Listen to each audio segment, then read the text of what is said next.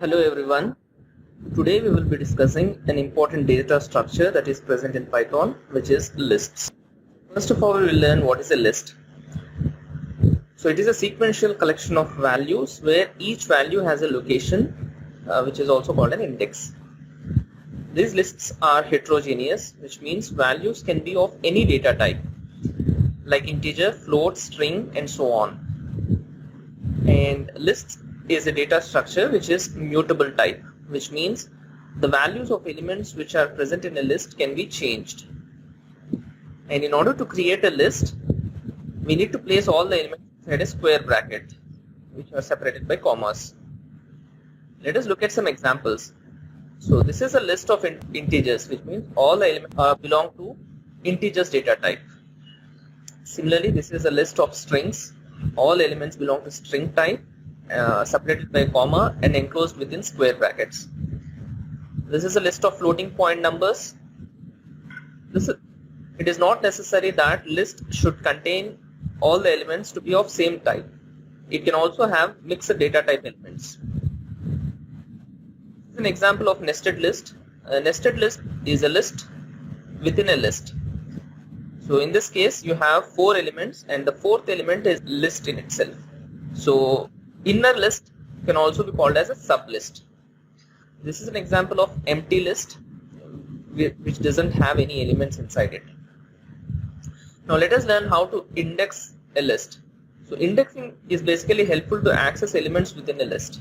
So indexing ranges from 0 to n-1 if you are starting from left to right, and -1 to +(-1) from right to left, where n is the length of the list. Let us take an example of a list. Let's say you have Kriya, where each element is a string character K, R, E, A. We have 4 elements. Let us suppose that these are enclosed within square bracket. Suppose if you are following positive indexing, the first element K is positioned at a 0th position, R is at first position, E is in second position, and A is in third position. Suppose if you are following negative indexing, then it starts from right to left. So the last element A is indexed as -1, E is -2, R -3, and K is -4. Suppose if you want to know the length of the list, which means if you want to find the number of elements that are present in a list, you can use an inbuilt function called len, L-E-N. So if you type len of list, you will get the output as 4. Let us learn how to use this list to do indexing and slicing. So let us consider a simple list X, which is having 5 numeric elements, and the positive indexing positions are mentioned here. It starts from 0 to and ends at 4.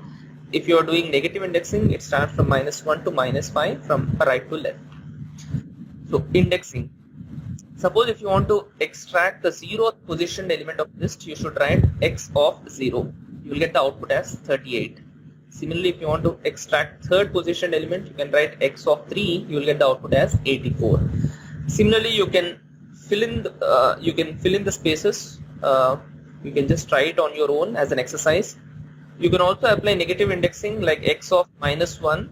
So you will get the output as 99. So you can fill out the blank spaces. You can consider it as an exercise for you and show us the results. So indexing is basically used to extract a single element. So there is another concept called slicing, where you are trying to extract a range of elements. For example, suppose if you want to extract all the elements which are positioned between 2 to 5, you can write x of 2 colon 5. So for slicing, we will use a symbol colon between start position and ending position. So x of 2 to 5 will generate the output as second position. You have 76. So 2, 3, 4. So you will get the output as 76, 84, and 99. And this is how you can use a positive indexing for slicing operation. You can also use negative indexing for slicing. So you can try for x of -5 to -1. So you will get the output as 38, 52, 76, and 84. Similarly, you can fill in the rest of the blanks. And suppose if you want to clone the complete list, you can just use x of colon. So it will clone the complete list.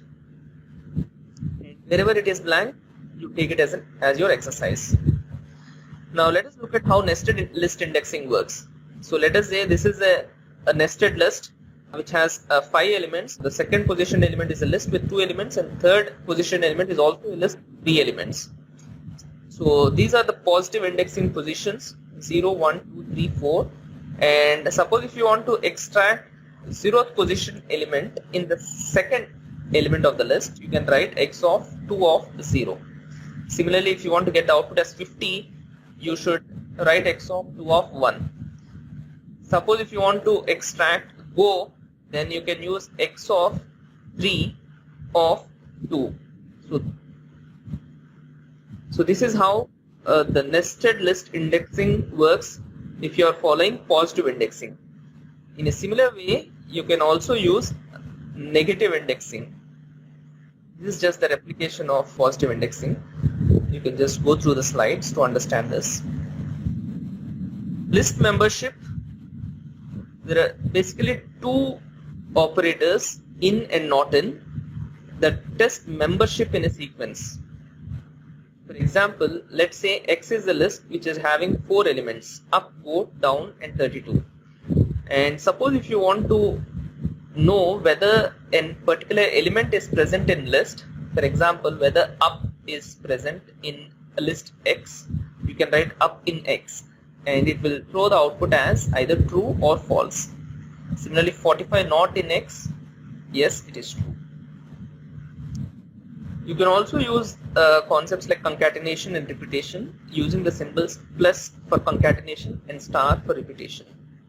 Let's say you have lists A and B which are having 3 elements each, and suppose if you want to concatenate both lists into a single list, then you can write A plus B. So the resultant will be 1, 2, 3 which belongs to list A and 4, 5, 6 which belongs to list B, and both are concatenated into a single list. If you want to repeat the list twice, you can use a repetition symbol A star 2. So the list A will be repeated twice and you will get a single final list. You can also write go into 3, so the string go will repeat 3 times.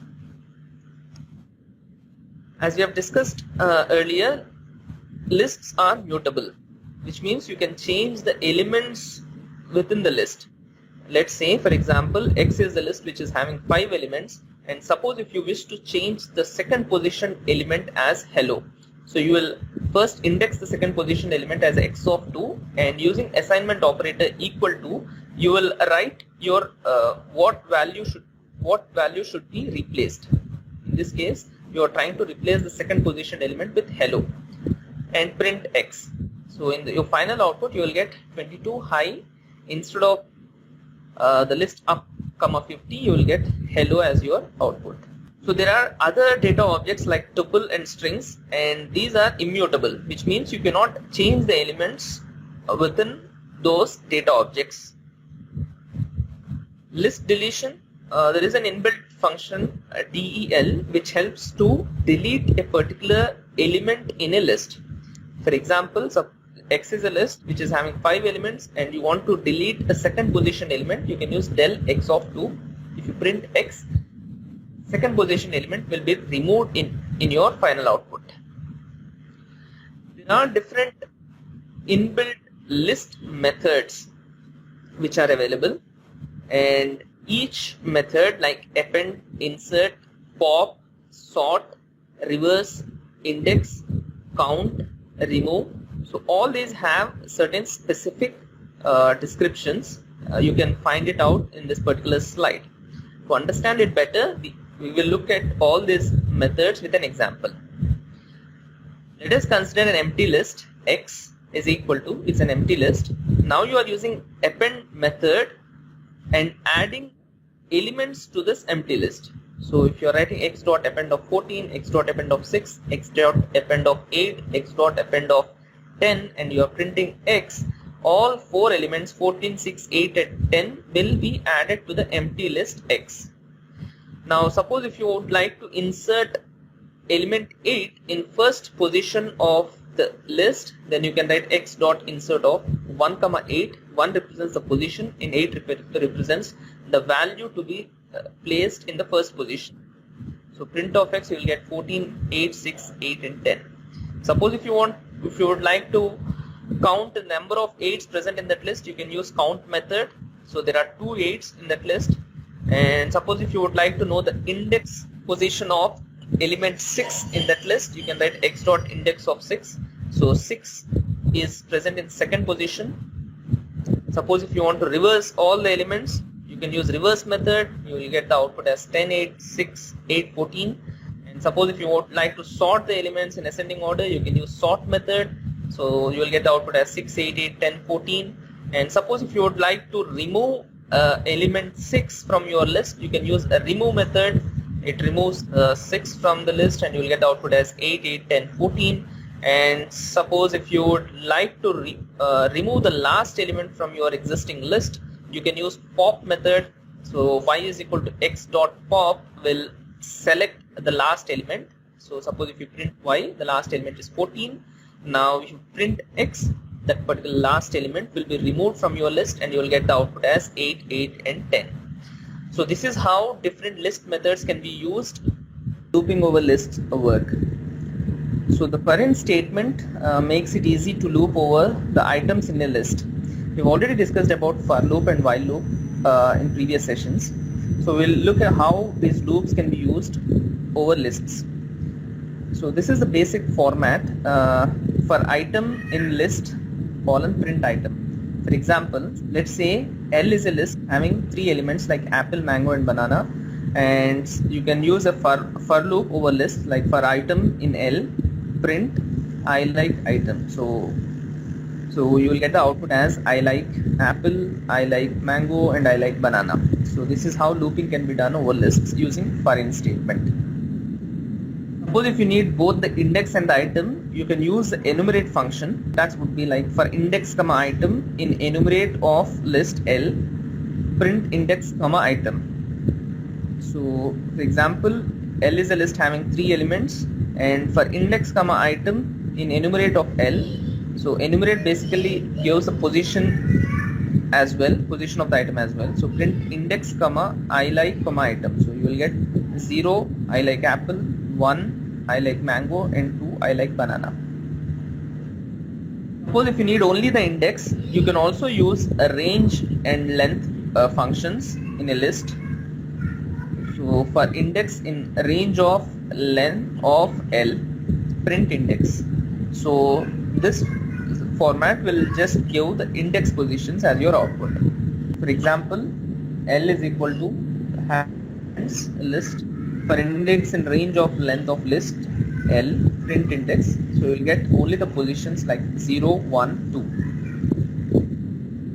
Now there is a concept called list comprehension, which is a concise way to create lists. So for example, let's say you have a list having 5 elements, and within a list you can use a for in statement. Like suppose if you want to square all the elements in my list, you can just write item *2 for item in my list.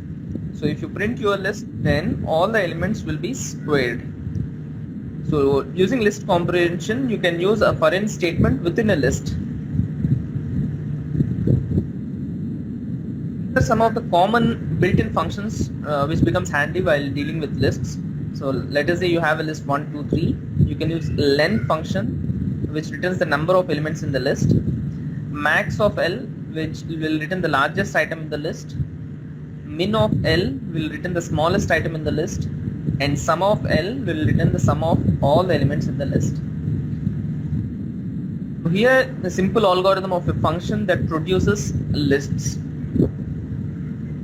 So first you need to initialize a result variable to be an empty list. You should use a loop, then create a new element and append it to the result, and finally return the result. So this is an algorithm of a function that produces lists. You can do an exercise like assume you already have a function like is prime of x, which basically tests if x is prime, Now write a function to return a list of all prime numbers less than n, where you are first creating an empty list and then you are appending the items to the empty list.